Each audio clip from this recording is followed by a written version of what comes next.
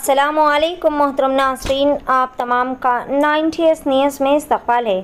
All India मजलिस Ittehadul Muslimeen party सरबराह व Hyderabad MP barrister Asaduddin Owaisi ने आज बतारीख 2 नवंबर बरोज़ हफ्ते को पार्टी हेडक्वार्टर दारुसलाम में मीडिया कॉन्फ्रेंस से खुसूसी खिताब करते हुए मूसा रिवर डेवलपमेंट के बारे में कई सारे तबादले ख्याल किए और BRS पार्टी को भी शदीद तनकीद का निशाना बनाया।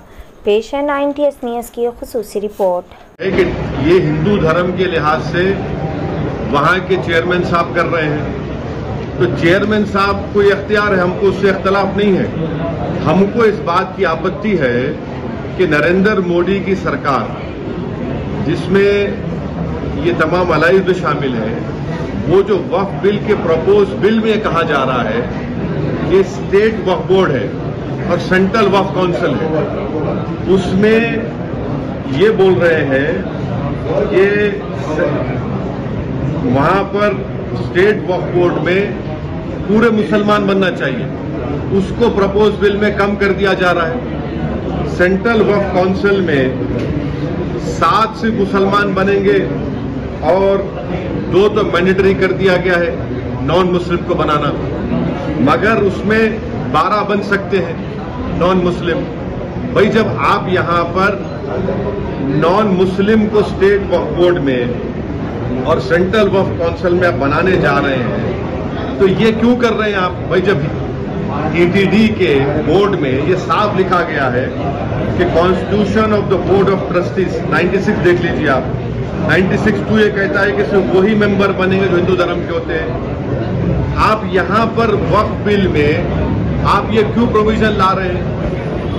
भाई ETD भी हिंदू धर्म का एक बोर्ड है, Andhra Pradesh Hindu endowment charitable purpose का बोर्ड भी हिंदू धर्म के लिए है, वक्फ बोर्ड भी जो है वो मुस्लिम धर्म के लिए है। अब जब वक्फ बोर्ड की बात आ रही है तो आप उसमें बोल रहे हैं कि नहीं मुसलमान नहीं नॉन मुस्लिम बनेंगे, और सेंट्रल वक्फ काउंसिल में आप बोल रहे हैं कि नहीं मिनिमम 2 नॉन मुस्लिम बनेंगे और उसमें कम से कम जो है आप बोल रहे हैं कि 2 से बढ़ाकर आप 12 बना देंगे, यानी सेंट्रल वक्फ काउंसिल में नॉन मुस्लिम मेजॉरिटी हो जाएंगे, स्टेट वक्फ बोर्ड में आप नॉन मुस्लिम को बनाएंगे। तो ये पैरिटी होना चाहिए ना भाई। जब TTD बहुत बड़ा हिंदू धर्म का एक वो मरकज है, वहां पर आपके ट्रस्टीज कोई मुसलमान नहीं हो सकता है, नॉन हिंदू नहीं हो सकता है, वक्फ बोर्ड में कैसे नॉन मुस्लिम मेंबर बनेगा? अब तो चेयर रहे हैं कि जो एम्प्लॉइज हैं, एम्प्लॉइज भी हिंदू धर्म के होना चाहिए।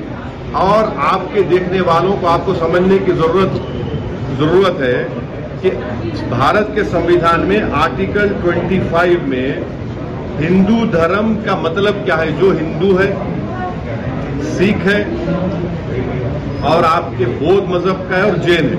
मगर यहां पर किसको बनाया जाएगा? सिर्फ हिंदू धर्म के मानने वालों को बनाया जाएगा। और ना सिर्फ ये बल्कि काशी विश्वनाथ का बोर्ड है, उसमें लिखा गया है कि पूरे कमिश्नर सब लोग हिंदू धर्म के होने चाहिए। उसमें अच्छा आंध्र प्रदेश के एंडोमेंट बोर्ड में, काशी विश्वनाथ के एंडोमेंट बोर्ड में, तेलंगाना के एंडोमेंट बोर्ड में, उड़ीसा के हिंदू एंडोमेंट बोर्ड में, तमिलनाडु के हिंदू एंडोमेंट बोर्ड लिखा गया कि अगर कोई भी कमिश्नर असिस्टेंट कमिश्नर हिंदू धर्म को छोड़ देगा तो उसको निकाल दिया जाएगा। वहां पर आप अपने धर्म के लोगों को बना रहे हैं, हमको कोई आपत्ति नहीं है, बहुत अच्छा है, क्योंकि आपका धर्म है, आप बेहतर जानते हैं। हमारे धर्म के मामले में आप क्यों आ रहे हैं? नरेंद्र मोदी क्यों बनाना चाह रहे हैं नॉन मुस्लिम को वक्फ बोर्ड मेंबर?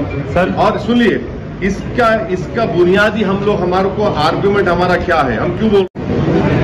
देखिए, पहले तो आप लोगों को ये बात समझने की जरूरत है कि जो TTD के जो चेयरमैन बनाए गए हैं, उनको आंध्र प्रदेश की सरकार ने बनाया है और TTD के बोर्ड के 24 मेंबर बनाए गए, जिसमें जनाब BR नायडू साहब जो चेयरमैन हैं, उसमें जो 24 मेंबर्स हैं बोर्ड के, उसमें एक भी नॉन हिंदू नहीं है।